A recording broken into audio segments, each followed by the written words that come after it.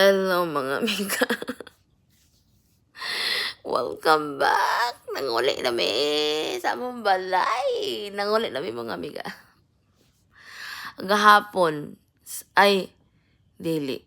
O gahapon sa alas 4 naman siguro to kapuya. Kapuya sa biyahe nga layo kayo. Murag ako nag-drive kay kapoy bitaw ay nanguli. Nanguli na mi nya. Nangatog mi mga alas 9 siguro alas 8. Kaputi yun namong o kami tarong tulog. Walay gahapon ng mata ko alas 4. Nya nanguli na mi kay mga bata ng eskwela. Basta kay lingaw kay mong kuan, lingaw kay ang kasal. Dili ingon nga no kuan lingaw sa kanang kuan kanang sa ipangani kanang nang tawag gani kanang sa na basta aligre kayo. Lain nga pagka-aligre. Di ko ko kay bagas ako mag-start. Basta ko ka-upload gahapon kay nakuan ko kay kuan manggod na ko nagsilpon kay paingon na may uli niya. Wa ko'y time. Awan ako'y kuan kay di ba paingon na may uli niya. Wa na may di na may mag dugay di na may magkita-kita ba mag kuan. So nung uli na be. Ano ba diba? Ay nako. Nya. Pangunta na lang yung mo diha kung sa inyong punta na kayo niya ko matubag. So, ang katuloy akong amiga nga first time pa ako siya na-meet in person. Na kailan na ako siya sa Facebook.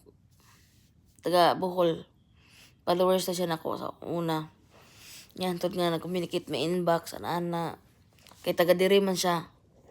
Taga diri man siya sa akong ipuyan. Pero layo. 3 hours ang biyahe.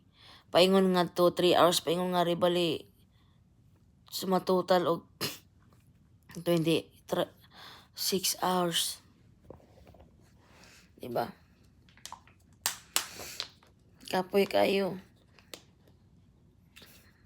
Kapoy man nila maglingkod, no? Nya.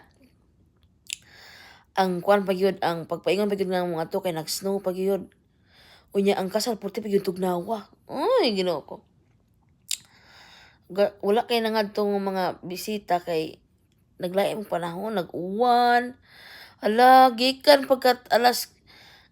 sa alas kuan, gikan sa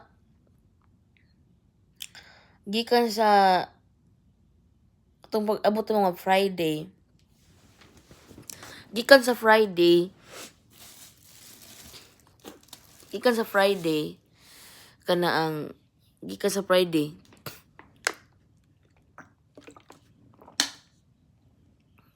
nagsugod na ang sigig uwan nga tugnaw kay tanan, grabe. Nga murag musuksok sa imuhang utok. Nya aligre kay tanan kay kanong ingon ko aligre. Kay kining gikasal wala siya ning sulti nga daghan kay mga kulang kay wala man sila nagkuan gud kay ganang urada ba wala siya nagpaibaw nga daghan pa ding kuan kanang usa na wa siya ning share ba kay mauwaw daw siya niya wa siya ning share sa kuan dito na siya ning ingon nga ala kanang kuan mo ni kami na ning kuan nang nya ni ana tuyang bana pag-abot nga idikuritan ko no ang ang simbahan kana ang nya nang ako kunoy pa ko anon unya kung ano man ka ning sulti siya mauwaw man ko sis kung ano mauwaw man ka kung sulti unta ka o sa imong plano katong kuan nga mo ni mauna kay ako mauwaw sa kumangutana ninyo nga unsa inyong wedding unsa klase sa wedding ninyo Inuton ta kuno to gidekoritan. Ingko nga okay ra oy, wa man say nangadto mga tao kaayo. Ingko pero kung nagsulti ka, pwede magdekoritan, dali ra man na. Dali ra kay nang dekoritan sa simbahan ka nang sa aisle lang. Dali ra kay na ay Diyos ko. Dali ra kay na basta sa aisle lang ang kuan hisgutan. Ang gilid-gilid lang para nindutan awon inig paso ba. Wala man siya ning sulti, mauwaw man siya.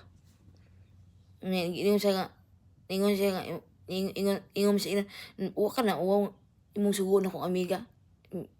Anas, ina man yung banay ko nga, dili, usab, wa may lain mo makatabang nimo. Kuha lang, sulti siya, uwaw ko, kay, busy, kuha ba ita, daghang ba kita kay lakaw-lakaw. Ko nga, may pag nagkuan ta sis, may pag nisulti kag unsay mga kuan kinahanglan kay, DIY ba ining kuan na. Unya nagtuo sa ko ready na ka. Ready na ang kuan.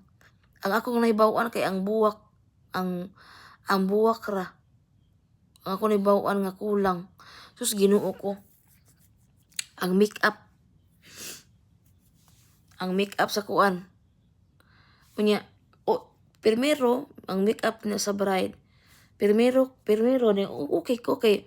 Siyempre kuan pa man siya, dili pa man siya ng katong pre-makeup ba.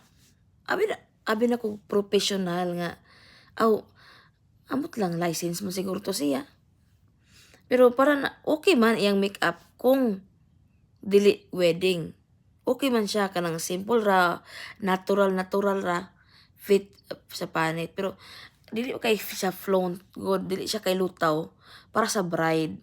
So ni anak ko sis, pila ibayad nimo anang makeup? So 100, ko kinuo ko. 100 lang naw nga. Kanang imong makeup nga di mo na maklaro. Abi pa na ko butangan po to niya kanang naghuwap-huwap pa man siya. Sex. Naghuwap-huwap pa man siya. Unya, abi man ako applyan siya, abi na ko ni kuan to siya katong kuan ana. Abi na ko butangan na siya kanang ana nya kanang coating ba. Hala mura man siya nag-make up og mas okay pa mo ko mag-make up pa nagbutang pa mo ko foundation daghan. Ingko kahibaw pa lang ko nga ingana ding make up pa niya kay nangut ibangutan ako sa ako amiga nga kanang kay sis kay bawo ka mo make up. Ning ingon jud ko nga dili kay mi wedding ko na. Ning ingon jud ko nga dili kay kasal gud na nabuang magpakuan mo ingon ko nga nya dili ko ka mao, di ba? Pero sus nakit-an ako akong kuan ang katong iyahan ko na-realize ako mas kamao pa man siguro ko mag-make up ana niya ko hala kaya kani anang make up kaya ra man na ako in town oy. Mas hard pa siguro ana. Sayang kayo ang make up buanga may pag unya na ang schedule pa mali pa ang schedule ang kay 11 o'clock kanang kuha na kayo ba kanang suod na kayo yan sige ingon si Ate Virginia katong kauban na mo nga ninang niya nga nag-sponsor nga alanganin na ba alas 11 kay ang kasal ala una na moto nga kanang kuan. Kana ang sus Ginoo ko nagabilat-bilat lagi. Di unya ako masulti ngano kay unya ako sa pagawas tong video nga may buot ko. Moto nga kanang kuan. Basta kay kuan dili jud ko basta may muot ko may muot ko nga kanang unsa na nga kana ang dili ko katuo ba nga mahimo to nako katong maghimog bulaklak. First time baya nako no. First time to nako. Kabalo mo mga amiga, first time nako giimbita og wedding nga personal nga imbita og wedding. First time nako nang kanang kuan ba di ko katuo nga kana ang ako ba nag-ayo sa to iyang buhok. Ako naghirdo niya.